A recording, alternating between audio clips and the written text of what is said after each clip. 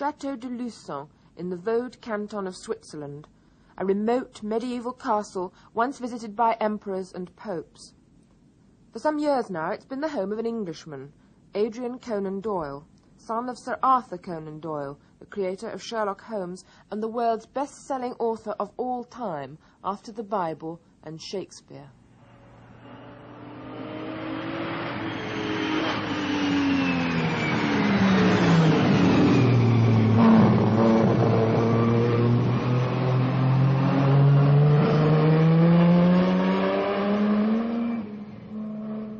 Adrian Conan Doyle devotes his life to sustaining his father's memory and reputation.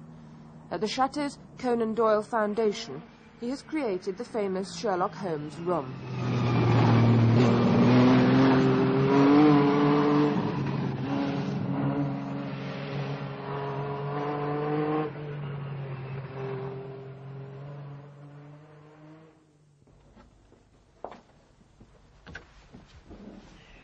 This is the famous room. This is the famous room, 221B Baker Street. Little fog outside the window and so on.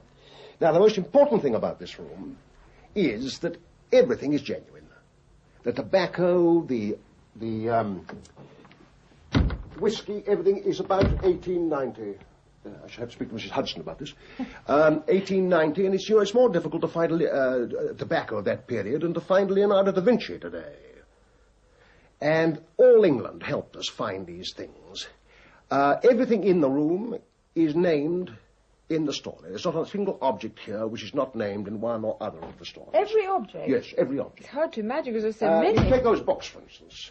Now, those books had to be, we decided on the date, I think it was 1894, all those books had to be previous to 1894.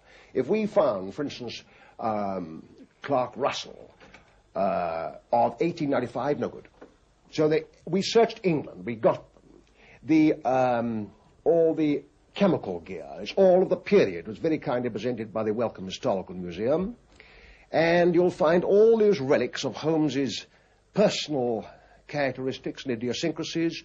Here's, for instance, you've got the famous syringe over there. Tell me, why do you think your father made him a drug addict? It's rather later in the story. Well, no, I think it was rather, at that period, you had a certain feel coming out of the earlier Victorian authors. And to make a man's outstanding, you had to give him certain little peccadilloes or vices of his own.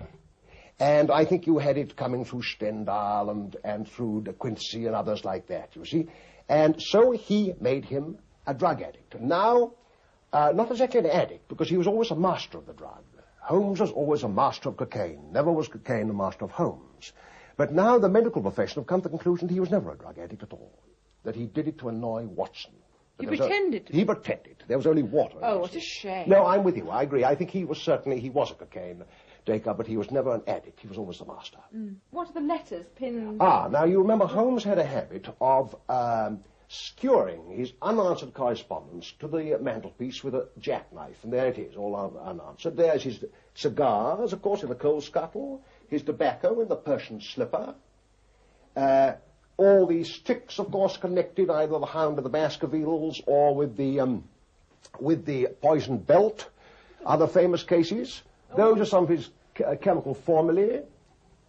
Those are all contemporary? Oh, yes. Everything here is contemporary. Every single thing. And even these books contain, the famous indexes actually do contain reports on crime cases. We have a violin of the appearance. Unfortunately, it's not a Strad. But, what's this? Oh, chemicals. That is, yes, a contemporary book on chemicals. That's right. The microscope of the period, of course, low-power microscope. These are blood samples. Obviously, Holmes has been taking some experiments on blood. His boxing gloves. He's a great boxer, you remember. And then over here, you have other famous relics. By the way, I'm very sorry that they're both not here to greet you. They're out, but you see they were called away in the middle of their tea. Those are rather nice, these little lead balls here. They were actually taken out of the body of a murdered man. They're 2 bullets. Scotland Yard, they kindly gave them to Holmes.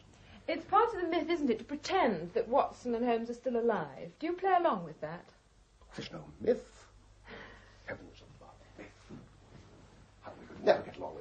Watson. Here's a gasogene, the famous gathogene.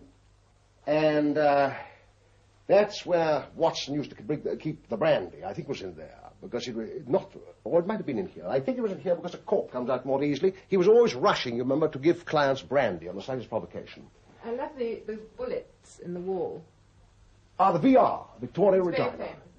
And that's the mark of the air gun slug. You remember in the empty house, the adventure of the empty house, when that loathsome character, Sebastian Moran, tried to rob us of Holmes.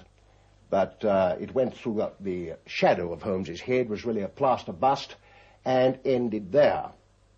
You're playing along very much with the myth of Sherlock Holmes, but in fact your father rather resented the fact that his reputation depended on Holmes rather than the rest of his writing, didn't he? Well, reputation, no. I wouldn't put it that way. I would say that he was fond of Holmes. The idea that he disliked Holmes is absolute nonsense. But he took the view, and I entirely